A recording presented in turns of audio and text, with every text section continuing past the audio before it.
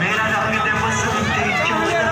मेरा रंग दे बसंती चोला। इससे घर घर कांपे, ओ दुश्मन इससे घर घर कांपे। कभी न झुकने पाए तिरंगा, लहर लहर लहराए।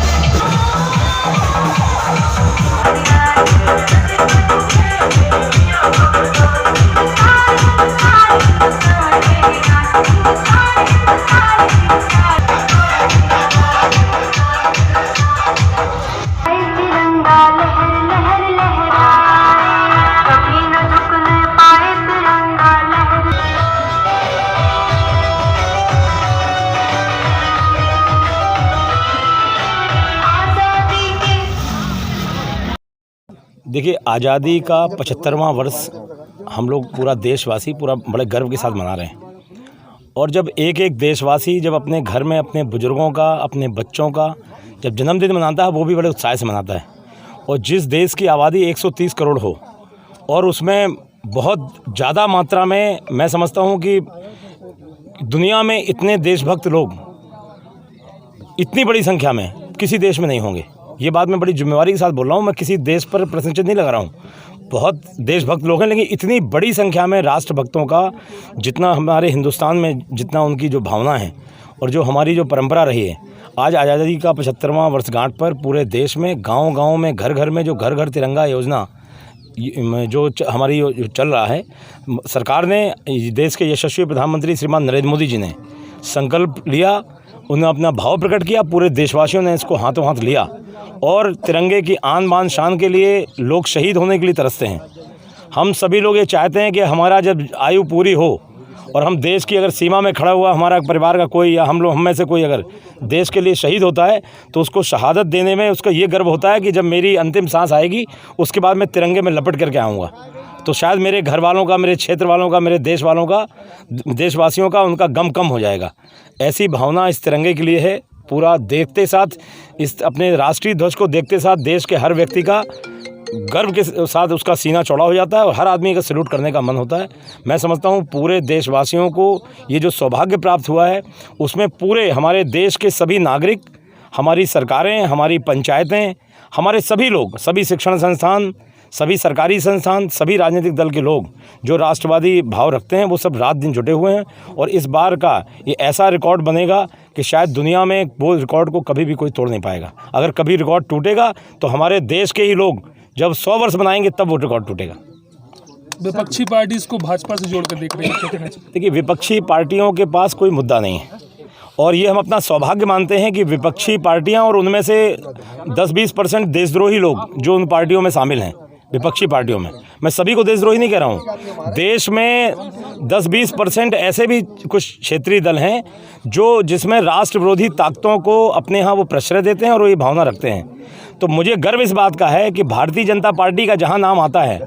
वहाँ पर तिरंगे और राष्ट्रीय स्वाभिमान और राष्ट्रभक्ति का नाम पहले आ जाता है। तो भारतीय जनता पार्टी के जो करोड़ों करोड़ कार्यकर्ता हैं, वो रात दिन पूरी लगन से जो काम करते हैं, उसका केवल यही एक बहुत बड़ा एक उसका श्रेय जाता है हमारे शीर्ष नेतृत्व को, हमारे यशस्वी प्रधानमंत्री जी को, हमारे पार्टी के संगठन को, कि हम लोग राष्ट्रवादी विचारधारा पे चलने वाले लोग हैं, राष्ट्र के लिए काम करने वाले लोग हैं। और निश्चित रूप से विपक्षी पार्टी जो देश का भला नहीं चाहते हैं वो तो इसको जोड़ेंगे, लेकिन मोदी जी डरने वाले लोग नहीं हैं और ना भारतीय जनता पार्टी का ना कोई देशवासी कोई डरने वाला नहीं। तिरंगे को बड़े शान के साथ, आन बान शान के साथ, पूरी श्रद्धा के साथ उसको हम लोग पूरे देशवासी, पूरे लोग उसको फहरा रहे हैं इस बार। और आज़ादी के 75वें वर्षगांठ पर उन विपक्षी पार्टियों को जो इसमें भी राजनीति ढूंढ रहे हैं, उनके मुंह पर तमाचा लगेगा और दोबारा धीरे वो विपक्षी पार्टियां इसीलिए हमेशा लगातार विपक्ष में रहने वाली हैं। आने वाले समय में हम आप सब लोग, आप हमारे जितने भी आप पत्रकार बंधु, आप लोग भी जानते हैं, सभी राजनीतिक दल जानते हैं,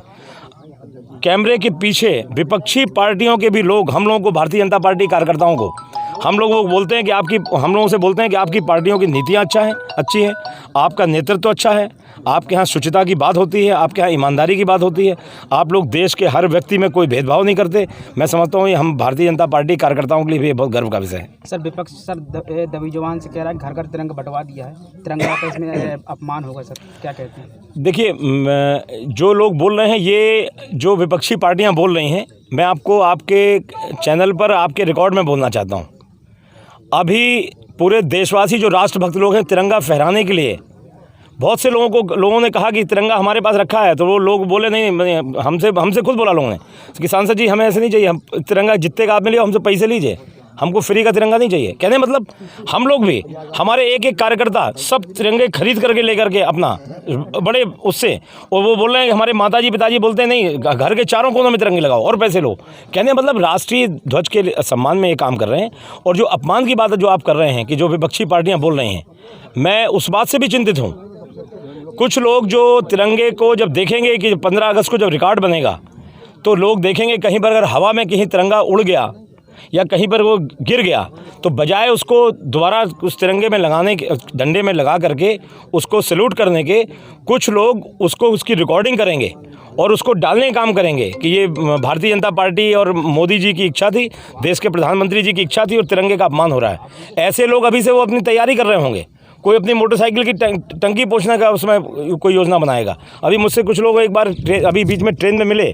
उन्होंने भी ये बात कही कि ये जो हो रहा है इसमें कैसे होगा, और बातों बातों में वो बोल गए, बोले मान लीजिए हम ही उसको बाद में झंडे को लेकर के